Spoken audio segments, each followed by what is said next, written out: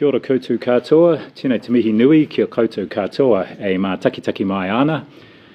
No mai, haere mai ki te manatū hauora. Welcome back once again to the Ministry of Health for today's update. Thank you very much for coming. Today I'm going to just provide an update on the Omicron response as ever, and also our continued use of some of the tools available in the COVID protection framework. I'm then going to hand over to the Ministry's Deputy Director General Māori Health, John Whaanga, who will provide an update on the Māori response component of the Omicron outbreak. First of all, on the latest numbers today, there are 18,423 new community cases of Covid-19, with 913 people in hospital, 28 of whom are in ICU or high dependency unit. That's quite a drop from yesterday, and the vast majority of that drop is in the Auckland region. Quite a big drop in cases there, which fits with the drop in hospitalisations there, which fits with the drop in cases we are seeing there as well. Sadly, today we're also reporting an additional 11 COVID-related deaths, and that takes our total number of deaths we have reported to 221, and the 7-day rolling average of COVID deaths is now 10.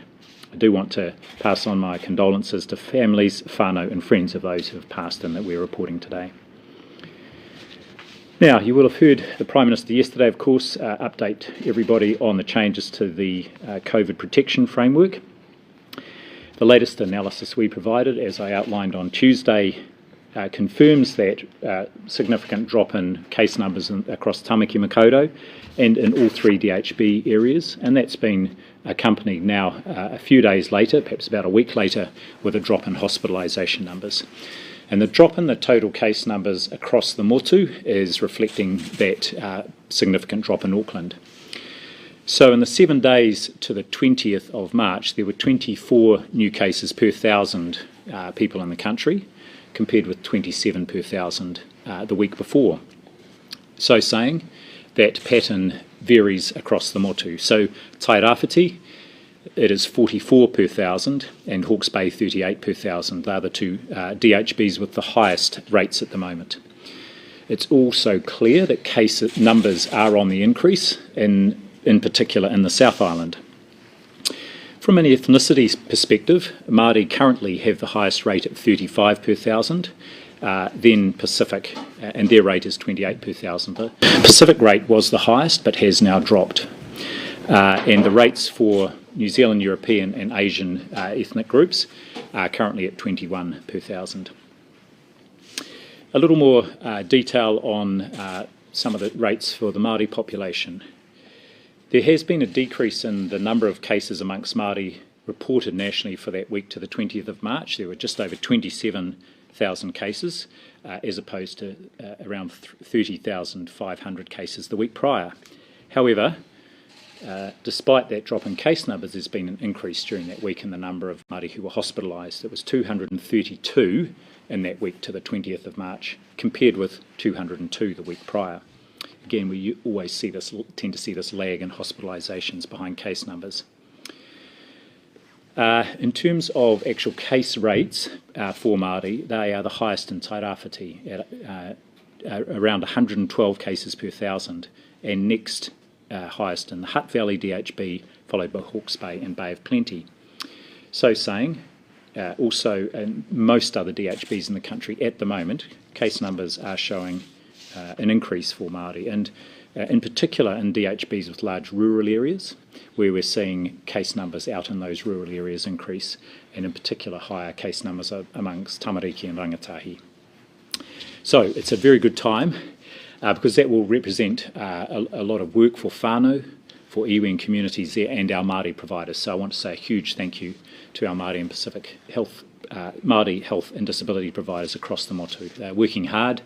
They will also have staff down affected by the disease or by whānau members with the disease. So thank you for that huge work you are putting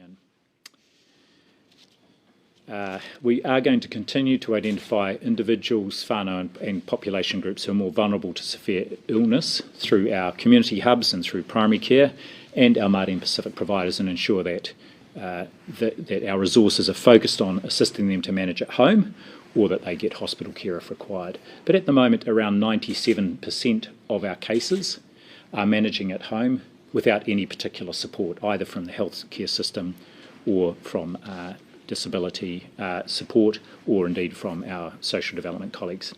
So I'm going to now hand over to John Whaanga. Kia ora mai tātou, and over to you, John.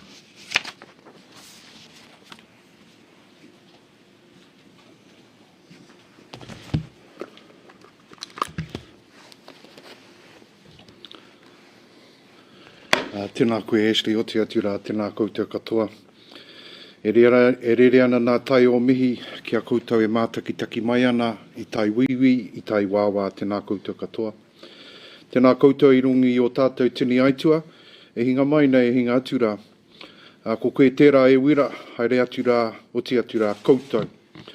Koutou katahi anō ka mate i te mate korowhi, kowhiori nei. Haere atu koutou ki te tini ki te mano, moai moai rā, ko koutou ki a koutou, ko tātou ki a tātou, huri rauna tēnā no tātou katoa. Today I'll be providing an update on the Māori response to COVID, highlighting the work we've been doing across the sector to support whānau Māori and to keep our community safe.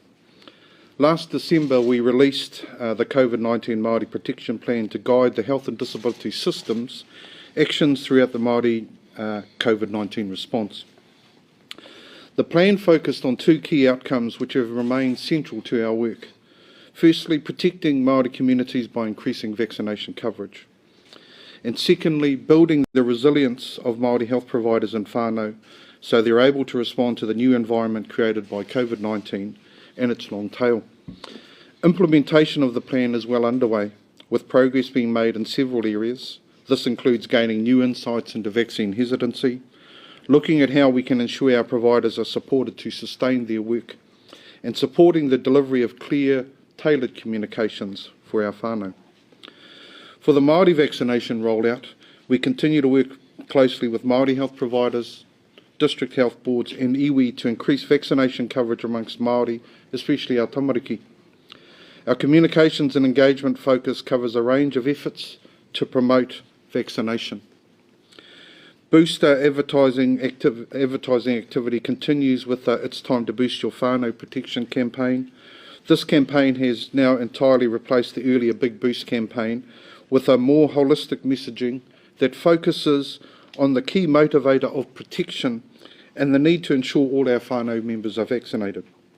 The Karawhiua campaign also continues, and I want to acknowledge Te Puni Kōkiri and Te Hiringa Hauora for continuing to share positive content with whānau Māori in a way that resonates with them and encourages them to make informed decisions about their health and well-being. In addition to our booster and paediatric campaigns, Māori health providers have been partnering with DHBs across the motu to implement sprint strategies that support the Māori vaccination rollout.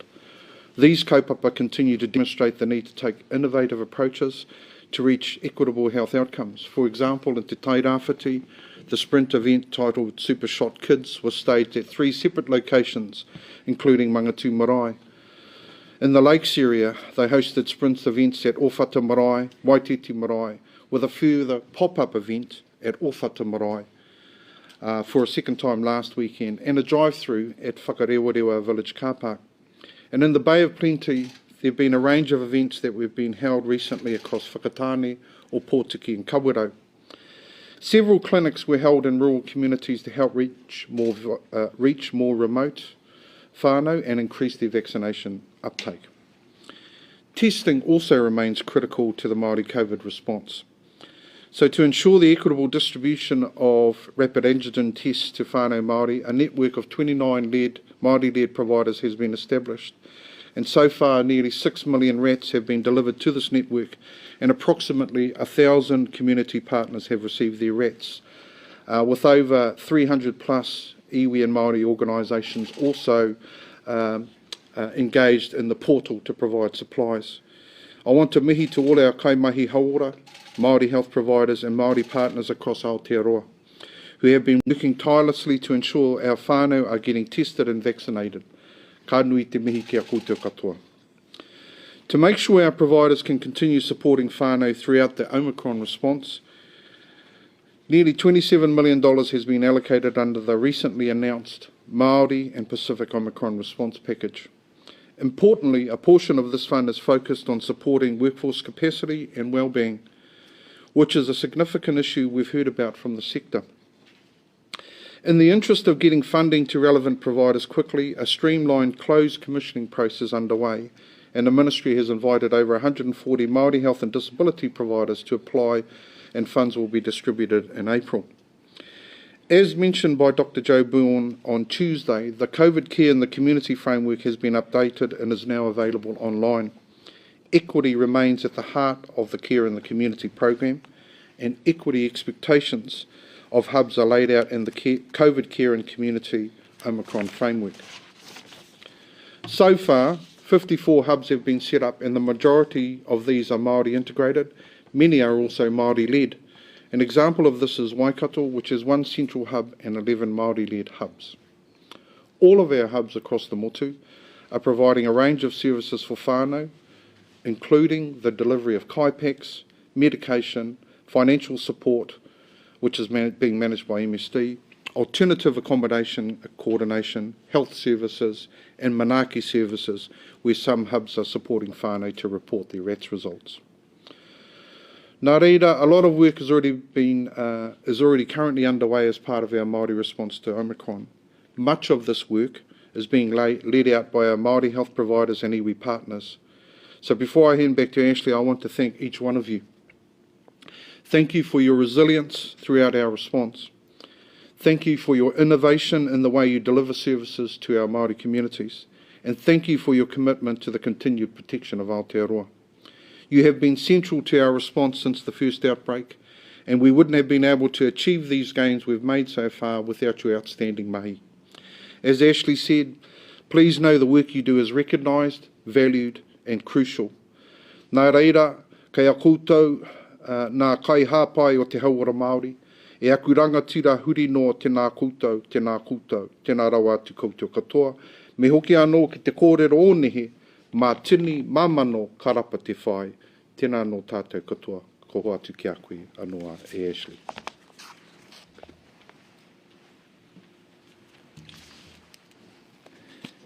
Kia ora, John. Thank you very much, and I want to acknowledge the leadership you and your team have provided over these last 2 years. It wouldn't be a standout without me giving boosters a plug, so please, if you haven't had your booster, do go and do that today. For those who have had COVID recently, and if you haven't had a booster, we're advising a 3-month gap. However, book your booster for 3 months from today. Now is the time to do that. Book it in and make sure you get it. It is still important to do it and very worthwhile doing.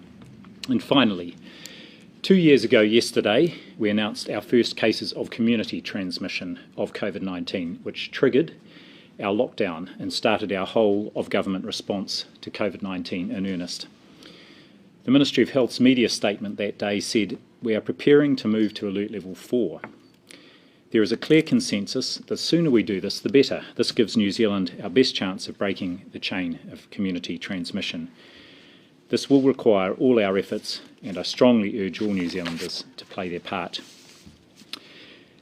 Well, 2 years later on, I would like to thank New Zealanders for playing their part over those 2 years through adhering to lockdowns, through staying at home when sick, getting tested when needed, being vaccinated, including getting boosted, scanning with the NZ COVID Tracer app, at least until this Friday, wearing masks, keeping gathering sizes low, and maintaining physical distancing.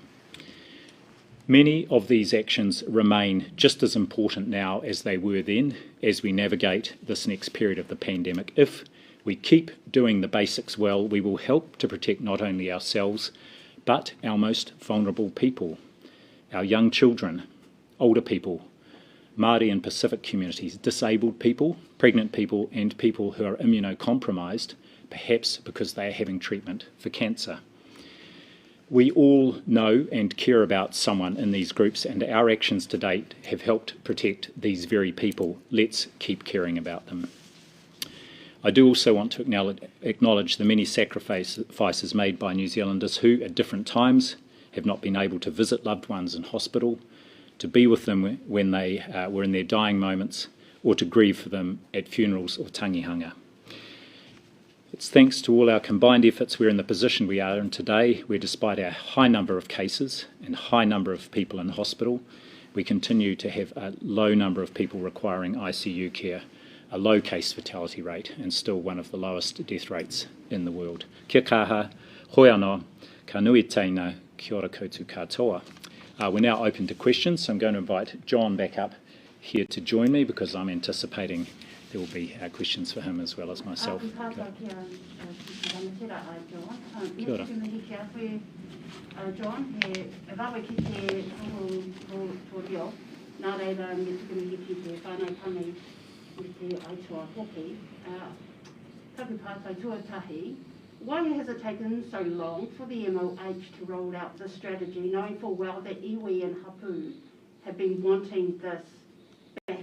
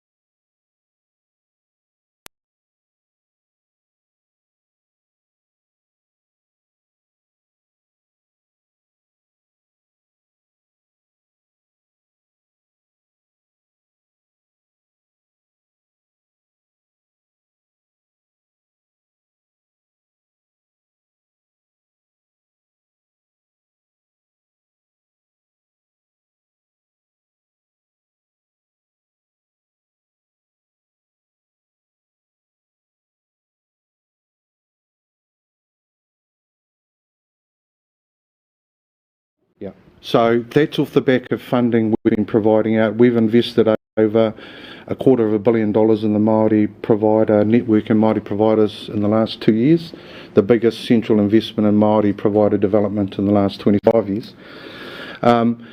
We are building on top of that, but we've also got to make sure we've got a good process there. It's not just a matter of getting funding and putting it out the door. We have to engage with them providers. We have to make sure that we understand what their needs are so that we can provision for that in contracting, and that's not something you do in a 5-minute telephone call. And yesterday's sort of loosening of restrictions, are you concerned that's going to disproportionately affect Māori as we continue throughout this outbreak? I think off the back of the advice from Sir David Skeggs and the group there, it's very clearly based on science and our ability to continue to protect the country, and the fact that things have changed. As we've seen in the last 2 years, the way COVID's presented itself to us has changed, and in the same consequence we have to change our response.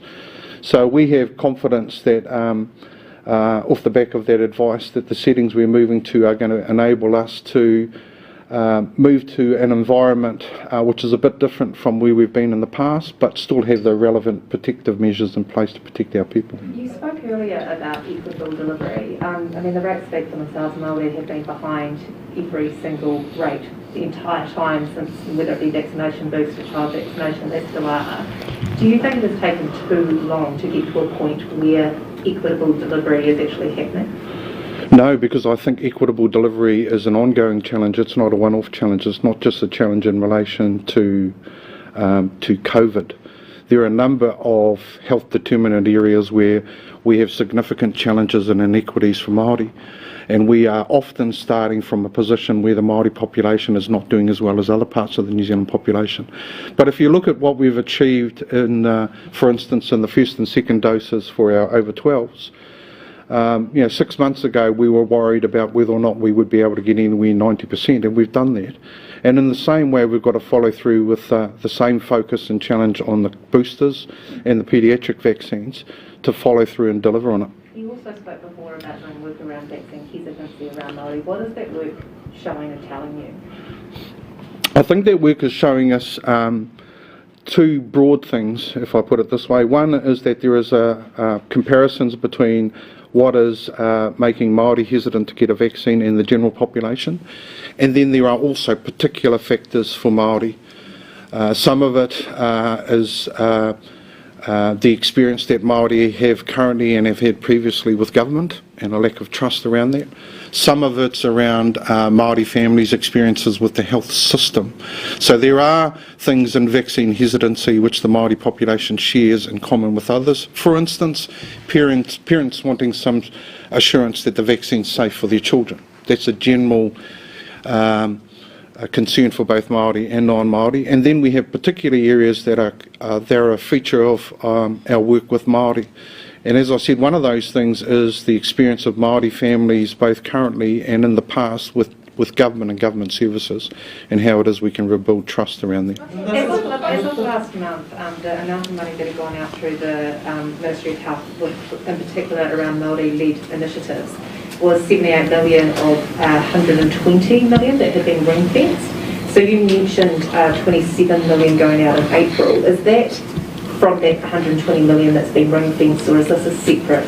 No, this is separate. This is part of the $140 million package announced by Māori ministers, led by Minister Davis about 2 weeks ago. So do you know how much of that 120 million that was ring-fenced has actually been spent here? Because last month... This, I can only talk for the health funding component of that which has been administered. If I think I'm on the same pathway as you're referring to the $120 million announced as part of the Māori COVID Communities Response Fund last year. All I can talk to is the health funding, and my understanding is our health funding has gone out. It's gone out to our providers and our providers who can develop and lead Māori COVID responses. Can I just ask one last question, and I'll do Ashley on that stuff. Are you comfortable, I guess, at this point with the amount of money that's gone out, the fact that the rates are still behind Māori, and yes, it's a work in progress. John spoke earlier about, maybe the message didn't get out to Māori earlier on with those first and second streams. Does it sit comfortably with you that the Ministry of Health has delivered well enough for Māori over the last couple of years? I think John made the point, it's an ongoing effort, and the area of equity, and particularly Māori, non-Māori inequities, has been something I've been interested in for my entire career. And what I would say is that the delivery of vaccination program to adults in this country for all our groups has been higher than I might have, as high as I might have aspired to, but certainly higher than I might have expected. And through that, as John said, we have made a significant investment in Māori provider development that we can now build off. So that's the first comment I would make. And the second is, and John laid this out, this is ongoing work. There's initiatives, and we get reported to us every week, the sprint activities that are underway to try and reach further into these communities, particularly to get our tamariki vaccination rates up. Now, interestingly, in January, 70% of parents, both Māori and non-Māori, said they intended to get their 5 to 11-year-olds vaccinated. And we're still not there with that, and it's much lower for Māori. So Māori parents were more likely to want to wait for a bit before they got them vaccinated. I think they wanted some assurance around safety, further assurance around safety. But it does give us an idea of what's possible, and so therefore we're aspiring to get the rates for children, for all groups, up to that 70%. Questions? Dr. Bloomfield, can you just admit that the MOU doesn't know how to talk to Māori and Māori just aren't listening to you? Well, I think if you're meaning Manatū Hauora, I have a different view. I think we do know how to talk with Māori, and one of the first things I did when I took this role on almost 4 years ago was re-establish our Māori Health Directorate, and I'm very pleased I've had John Whaanga leading that for the last 3.5 years, and that has stood us in good stead through what has been a profoundly challenging couple of years through this pandemic. And one of the things we were absolutely clear about at the start was that we didn't want a repeat of what we had seen 100 years ago when we had the Spanish influenza pandemic, that we wanted to protect our communities, and in particular our Māori communities, who were by far the hardest hit 100 years ago. And that's an ongoing journey, and we don't intend to stop it now. But even though the statistics say that actually it's not working. Well, I think it is working. So again, I'll just point to, as John made the point, we've 90% of our Māori 12 and over vaccinated, which is excellent. We're still doing more of that, and we want to get the booster rates up.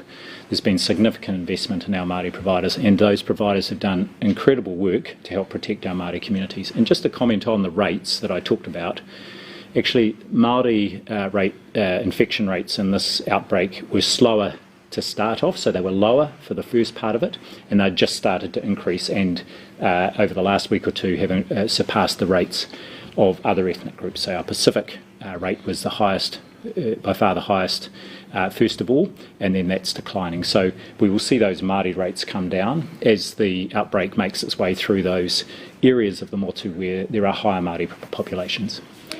So to the work being done on vaccine hesitancy, and I thought you might want to speak to this too, but you referenced some of the reasons or the causes for vaccine hesitancy, particularly among Māori. Why is that work being done now when a lot of those reasons are historical and therefore were known back 2 years ago? Why wasn't the work on vaccine hesitancy done then? Yeah, well, the work has actually been done. So we've been doing monthly, quite big population surveys since the start, actually since before the vaccination program started, back in, so we started that in late 2020 in preparation for the vaccination program, and we've monitored it throughout, and it's been very interesting to see. Of course, if you recall, when we did those first surveys, the proportion of people who intended to get vaccinated was a lot lower than where we've landed, and so it's been interesting, and we've watched the development of people's attitudes towards the vaccine through that period of time, and really you've seen a lot of the concerns that they held initially have in fact dropped away. I think specifically with the vaccination for children, I think parents and guardians do have specific issues they're wanting to, and around safety, that they're wanting to make sure of. And that probably, that in my mind, explains some of the slower uptake amongst tamariki, but we're still, intent on getting higher rates for that group. So if you did know and had this data at the start of 2020, how do we still have an equitable vaccine rollout? Yeah, so look, I want to make 2 points there. First of all, that information informed the rollout right from the start. And one of the things I want to point to here is, right from the start of the rollout, we made vaccines available to and supported our Māori and Pacific providers to vaccinate through a whānau-based approach. And if you look at the vaccination rates up until about July, the rates for our over 65s were higher for Māori and Pacific than they were for non-Māori, non-Pacific. So actually, that reflected both our knowledge and then the work and the resourcing up of those providers to do that. As the vaccination program progressed and new age groups came on, we saw a slower uptake amongst Māori, and particularly when it got into the younger age groups. And so we kept the research going to inform what were the drivers, what were the barriers and what were the drivers for those younger age groups as we widened it to the wider population. So it was a journey, and we're still on it. And in particular, we're really keen to make sure that we get our booster rates up for younger Māori. At the moment, for 18 to 34-year-old Māori, only about 40% of them are actually eligible for that booster dose, because many of them had their course quite late in the year last year, and around 30% have taken that up. So actually about 75% of those eligible at the moment in that 18 to 34-year-old age group have done so, which is about the same as the uptake across the population. But we will be continuing to focus on that group to make sure we get their booster rates up too. Are you concerned that the infection rates is actually higher, given that Māori aren't actually disclosing their positive status, which is why a lot of the health providers are having to do that for them? So is there concern that the rate is actually higher?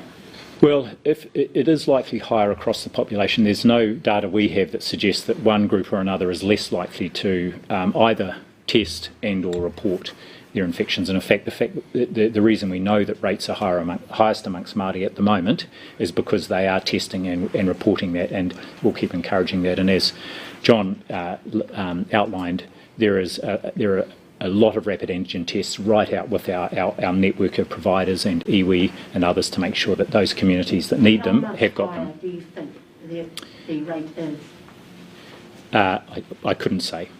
We just can't really say that. But what we can do is, on the assumption that the proportion of people who are testing and reporting remains pretty constant, then we can monitor that rate over time. We know it's highest at the moment, and we'll be looking for it to come down.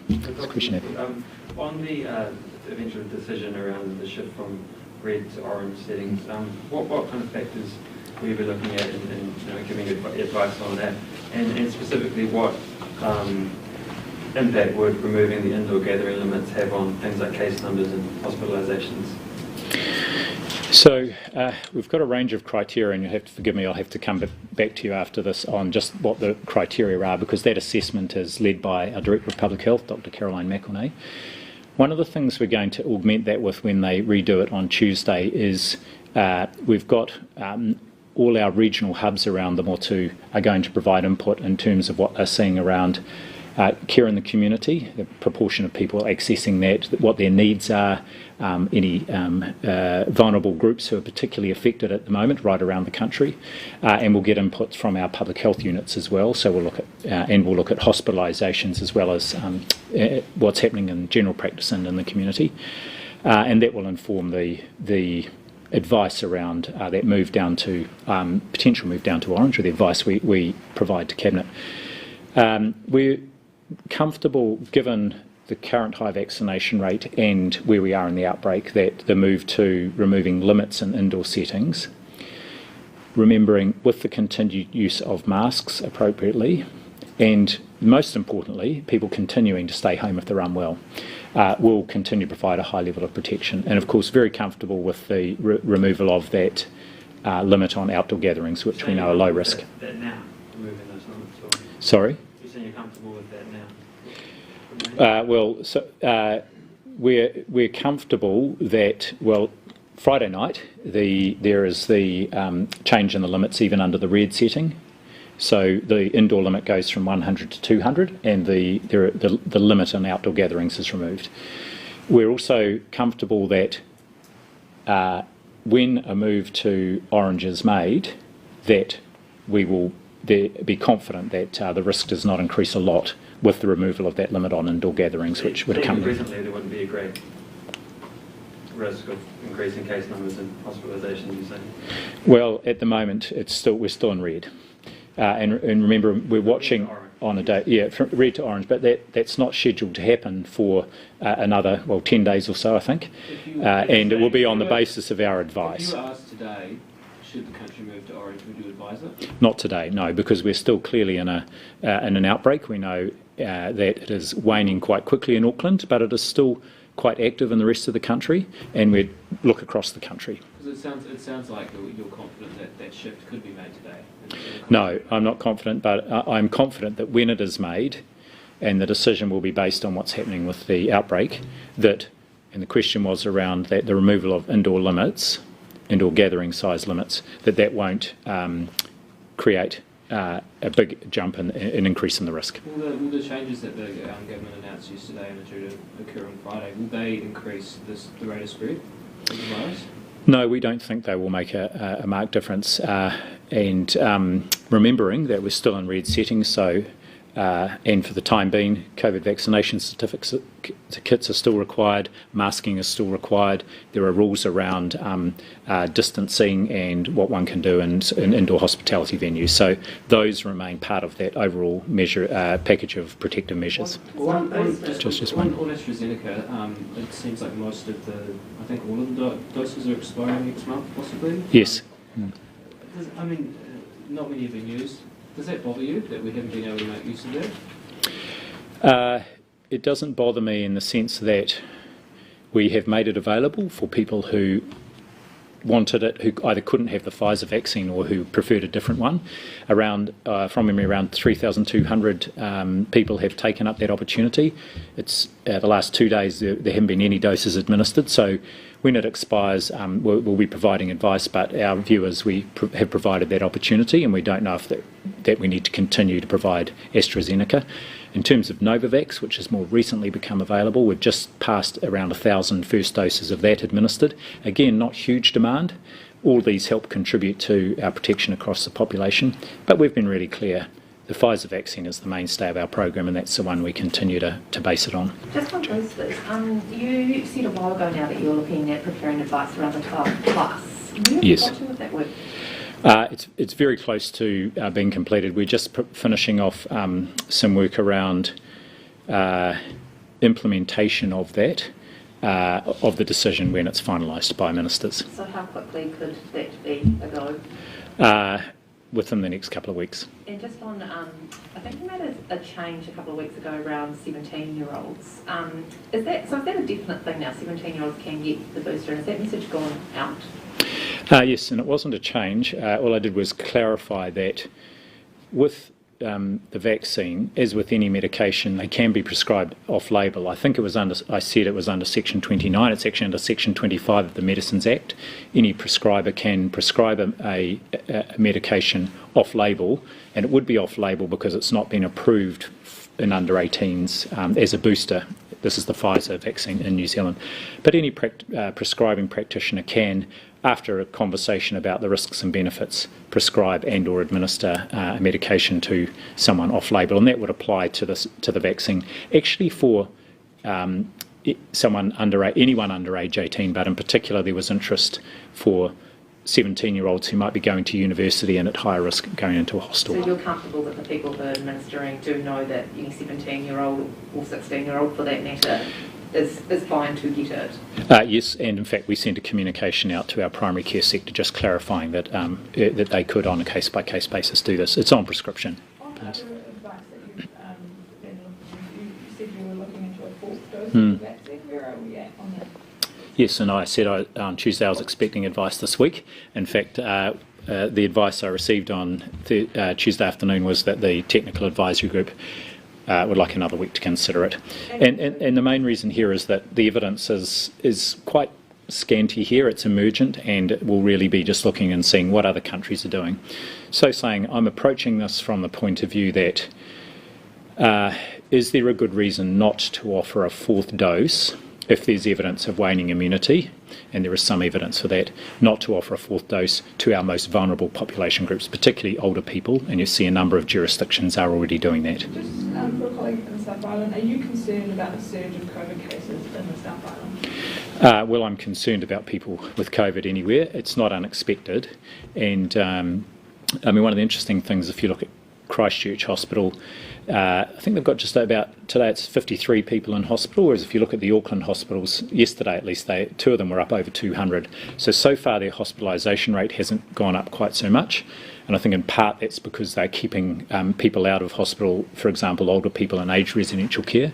And the DHB's got about 30 to 40 of their staff supporting aged residential care every shift because they've got staff off. So I think they're doing some great work right across the system to support people to stay well at home or indeed to be looked after in aged residential care. You're not concerned about that peak hitting those hospitals hard, given Canterbury does have over 500 staff off work at the moment? Oh yes, it is a concern, and that's exactly the picture that we saw in Auckland and we're seeing in other places as well. But they, like all our DHBs, have planned for this and have got contingency plans in place. Is it warranted then, lifting the restrictions yesterday, given the rest of the country did not lift it? So the restrictions haven't yet been lifted. We're still in red. The only thing that changes is from Friday those gathering limits increase up to 200 indoors and no gathering limit outdoors. So is that wise? I'm comfortable with it. We looked at this hard and gave our advice. Just on the shift, the possible shift to orange, is there any argument to delay that shift to allow for more time for people to get boosted, for children to get vaccinated, and to target those groups that haven't had enough of an opportunity yet? Well, we've been had our booster program going since December, so there has been a huge effort, and we're up to around 74% of eligible people have been boosted, and we continue to do that, and our childhood vaccinations keep increasing. Let's see what the risk assessment shows next week, please. Retail NZ are saying strengthen the mask exemption scheme or get rid of masks required in retail spaces. Would that ever be a safe option, getting rid of masks inside? So two things here. We've been working with Retail New Zealand and also some of the major supermarkets and our disabled community on the issue of mask exemptions. There's been a pretty clear and constant call for masks to be a requirement, a legal requirement in retail and particular supermarket settings. We haven't ever had that. However, what I would say is it's really clear that masks are a really important part of our ongoing protection, not just of ourselves but of each other. Yes, our vulnerable people can wear a mask, that provides them some protection, but one of the most protective things any of us can do is wear a mask to help protect others and ourselves. So we will keep, and masks remain a strong feature of the CPF, including in the adjusted orange setting. So we will keep supporting and pushing the use of masks and providing them out through our providers so communities can access them. Is the mask exemption scheme fit for purpose though? That's part of the issue. Yeah, that has been. Everyone's just claiming that they've got. Yeah, that is part of the issue, and we've been looking at this for a month or so and put some options up to ministers about how that could be strengthened, trying to balance up the different experience and expectations of retailers on one hand and also our disabled people on the other hand, and trying to get the right balance there. And sorry, just tied up, is there anything targeted going that way, given that it had the 44 per 1,000 cases and also highest Māori case rate? So that just happens to be the DHB at the moment that's got the highest rates, and of course has also had some deluges in the last couple of days. But look, they've got at the moment a low number of people in hospital, which is good, and they had done their planning and they have got all their plans in place with the added challenge at the moment from the weather. Sorry, down the back there was a question. We've got sort of had a few of the deaths in recent weeks have been people in their 20s and 30s. Do you have more insight into those same circumstances? Look, I don't want to and won't comment on individual deaths out of respect, and also just I don't think it's appropriate. But what I would say is we know that, and we saw a tragic case in Australia just reported this week of a previously well 2-year-old who died with COVID. So no one is effectively immune from getting really unwell and potentially dying from COVID. However, we also know that the people who are more likely to are those who are more vulnerable, and they're older people, but also younger people who might have pre-existing conditions or be just living in circumstances, poor housing circumstances or so on. And so it behoves all of us to do what we can to protect everybody. Well, you have also said that there was a slow rise in infection rate amongst Māori. They were slower to rise. Then was there a missed opportunity there to head that off at the pass before it escalated? Well, I think that the measures in place were designed to protect everybody, including quite strict requirements under the CPF, and it may well be that the reason that it was slower to take off in Māori was because those measures were working. But we have seen with all our ethnic groups, there has been that increase in cases at some point in time, and then they will decline again. It's just happened at different times in different groups. Was there an opportunity missed to head that off to Māori? Well, I think the opportunity was taken for everybody, which was to have in place our COVID protection frame, which was designed to protect all everybody, but in particular our vulnerable groups, Māori, Pacifica, disabled people and older people.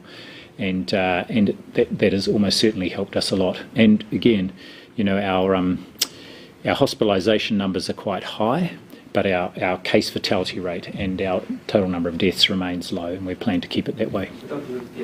Just on the COVID deaths, able to say any more about, I guess, where these are occurring? Are these people who have been very sick in hospital, or is it people in home care, or are we seeing them in rest homes? And also, have you got more information about people with COVID as opposed to as a result of COVID? So you'll see from the age breakdown, and we put that in each day in our media release, what the ages were of the people who have died and the gender. And most of the deaths are in people in older age groups, 60s, 70s, 80s, 90s even. And this is very typical with what we see with influenza each year as well, influenza-related deaths. Some of these people are dying and being looked after in aged residential care, some at home and some in hospital. And some of those in hospital will have been in intensive care and had quite a lot of input, but then subsequently died. The issue around, sorry, your second part of your question, which might be the last question. I've told there's one more question, but we'll take one more after this. With COVID, Oh yes, yeah. Again, we are now publishing that where we know on our website. Each day we're updating that as we get more information. The breakdown of people who've definitely died from COVID, those for whom it was incidental, and the biggest group actually still is the ones for whom it's under investigation, because it can take some time, sometimes because of a coroner's process or for the death certification to be completed. Is there two more questions? On the vaccine hesitancy stuff, given the mistrust of the system, and we know all of that historic stuff that has gone on with Māori, vaccine hesitancy wasn't sort of a new thing. That was always going to be something that would exist. Do you kind of look back on that period now, the beginning period, and feel like there was always going to be a vaccine there for misinformation, disinformation to reach those communities, because there was always going to be a period where Māori were less willing to come forward in the vaccination rollout? Well, the misinformation and disinformation was there already, and our job was to ensure we had really good information out there for people and really good communication campaigns. And, I think on the, if you just look at in the round, I think we've been incredibly successful with our program here across the population group. We've got rates that are amongst the highest around the globe, even though we had to overcome and work through with whānau, with communities, that misinformation, disinformation, and some very sophisticated efforts by those who were anti-vaccination to try and stop people getting vaccinated. So actually, I think what we've turned around was what might have been vaccine hesitancy into a very high level of vaccine acceptance, and I think we plan to springboard off that to get our rates of childhood vaccination up again where they need to be, and also to support our MMR catch-up campaign, which you'll hear more about, and our influenza vaccination campaign this year. So we've learnt a lot, and again, I think given what we were facing, I think the levels of vaccine acceptance we have achieved are remarkable. Down the bit. A health perspective, what would an endemic look like in New Zealand when it comes to COVID, and when will we know when we're there? It's a big question. If you don't mind, maybe we could do some work on that and cover that at one of the stand-ups next week. What I would say is that, just make two comments. We are not in an endemic situation yet. There is still a global pandemic. WHO Expert Advisory Group meets, I understand, again on the 11th of April, and will reconsider this question. But there's nothing to suggest globally that we are anywhere near the end of this pandemic. So we're not in an endemic situation. And even if we were, it's quite clear that endemic COVID is a different prospect from endemic flu. So we need to maintain all the actions we've got in place at the moment, even as we navigate, as I said, this next period of the pandemic. Thanks very much for coming up, and thank you, John, for your contribution today too. Kia ora.